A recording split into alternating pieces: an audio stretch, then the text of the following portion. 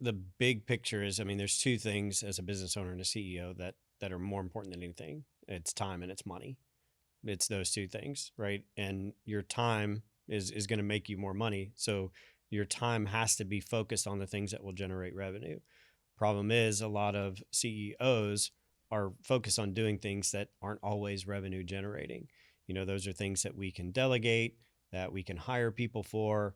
We can, subscribe to software and software can do it. And now AI, right? So it's evaluating what is on your plate that is honestly taking up a lot of time. Or maybe it's just something you don't enjoy doing as a CEO. I mean, that's the perk and privilege that's often overlooked, is that, we're in this to make money and be business owners, but not only is the money and the profitability the exciting part of it, the sky's the limit there. But the other side of it is you kind of control your own destiny, right? If you want to take next week off, you don't have to put in PTO. You're the boss. You do it. So what's on your plate that you don't want to do? Maybe you don't have to hire somebody for it now. Is it something that I can have AI do? Is it something that I can create an agent for? And now it's moving into a realm that, a lot of these things, looking at ChatGPT, it's got Codex, and I think Claude has Cowork. These are their actionable AI tools where you can actually use plugins. They can connect to different apps on your computer. They can actually control your computer if you want to be really liberal and aggressive and trusting, right? Let AI just get to work on your computer. It can work on your browser and it can do all kinds of things. So really it's at a point where if you want to just sit down and give it some thought, what do you do that you don't want to do?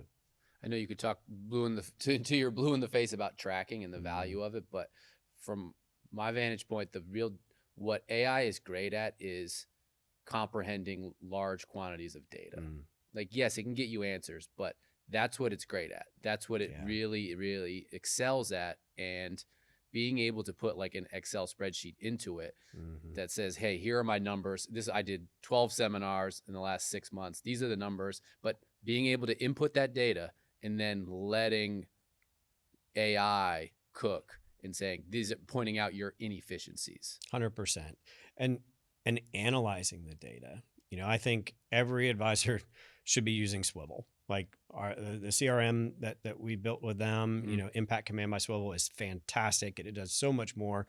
But if you're using that, it's going to give you the data. Well, now what do you do with the data? Yeah. This is where I would still be leveraging AI, right? Because I can take that data, and even though Swivel is doing all of this stuff for me and it's showing me the ROI and my trends as far as appointments set to kept or whatever, well, I need help interpreting this. Maybe you're super smart, maybe you're just good at it. Most people aren't. Yeah. So if I throw this in and say, hey, analyze this, take a look at this, forecast, the next 6 months for me, the next 12 months, where are the pain points for me? Not only is it something that is probably going to be a little bit better than you are at it, it's also going to be much faster. It's going to see things we don't, and it's going to save you a ton of time. So even if you are capable of getting all the data yourself, I mean, that's something that you would sit down and probably take, several days, a week in between appointments, managing your team. Why? You have AI that can do all of this for you, do it better than you, and it can do it within minutes. When does the human come into it? Because I feel like that's the big part of it's processing all this data, but it doesn't necessarily provide context. So like if you're looking at your seminar numbers and you've got 2 seminars that just performed really poorly, and AI can look at it and say very objectively, this is why that probably failed.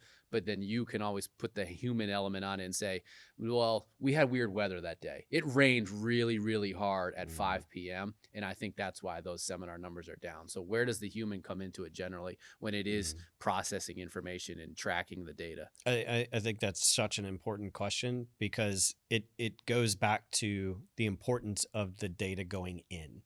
It's not necessarily always just the prompt and the way you shape it and form it and how you communicate it. It's what you communicate. AI is only going to be as good as the data that you give it. So if you're not giving it all of the details, it's not going to know those things. So the human element has to be sharing those things, right? If you're going to input the data from your seminar, here's the names, here's the set to keps, here's the cost, all that kind of stuff. You need to share that additional context, right? and it can calculate it. It can use that, right? And it'll give you, direct results back. I think, I was listening to Diary of a CEO podcast not too long ago, and I think he mentioned Claude. Claude is now getting to a point where that human element, when you share certain things with it, he shared that it actually just cut him off. It was like, hey, I'm not going to help you with this. You need to go to bed. Yeah, you've had enough, buddy. Yeah. So now that's a whole nother podcast, I'm sure, Yeah. to talk about AI getting that personal, but it does understand that human element. So you have to share those details. Do you have like an AI shaman, someone who like is in the space that you look to and you're like, I want to know how that person is using AI? I don't say probably not. No, not Okay. anyone specifically. But to me, going back to the time and money conversation, everybody can work hard and do their best to earn more money. I mean, that's a tangible goal, right? The time thing is always been the big factor for me. 24 hours in a day, that's all we got. And so always been a big proponent of work smart and hard, not or hard and hard, because if we can find ways to become more efficient with the time that we have, well, then we can multiply our efforts, right? Because it's important, right? A wise person, one of my advisors used to say, there's no such thing as work-life balance. Drove me nuts. Yeah, I was like, we're going to go to blows over this. And fast forward 10 years, he was right. There really isn't. We work, we live, and I think we have to find ways to create efficiencies to maximize our time so we can better balance it, so we can have that balance. Is that who I think it is? It's who you think it is. You learned anything from him in terms of the AI front? It's funny you say that. We had dinner a few nights ago, and it was a 3-hour dinner, and probably half of it was talking about AI in the industry and where it's going. And it's one of these things where you can speculate. It feels very Elon Musk to say, because we've got all these big ideas, but at the end of the day, AI is going to make a bigger impact on our industry, but I don't think it's ever going to replace the advisor, that human element that you're talking about. I think it's important that we as an industry incorporate it because consumers are going to expect it. They're going to expect just as much now as they expect us to be fiduciaries and act in their best interest, right? They're going to expect that we're using AI to have that unbiased, methodical, mathematical, non-emotional approach. You saw what I did there? Shout out Market Guard. There it is. But that's the point, right? Because consumers are going to want to know, all right, well, if you're not using it and you're just going off of your brain, right? The human brain, AI is smarter than everybody else. I want to use the advisor that's incorporating AI because AI is so much smarter. They want to know that that's a part of the practice. So There's I think like a left behind component to it. I think so. I think so. I think it's going to be something that consumers are they're using it. They know how much it helps them. So they want to know that the people that are in control of their retirement are incorporating it as well. Well, the funny part is now you see a lot of companies saying, oh, we use AI. We are AI powered search tools on our website. It's like, well, you've been using these things forever. Right. It was Clippy. It was these other things. You just weren't calling it that. And now that there is this, and it's not a stigma necessarily, but there's a real value in saying, oh no, we're forward thinking. We're using AI to improve your experience. Right. Is that what an advisor needs to do?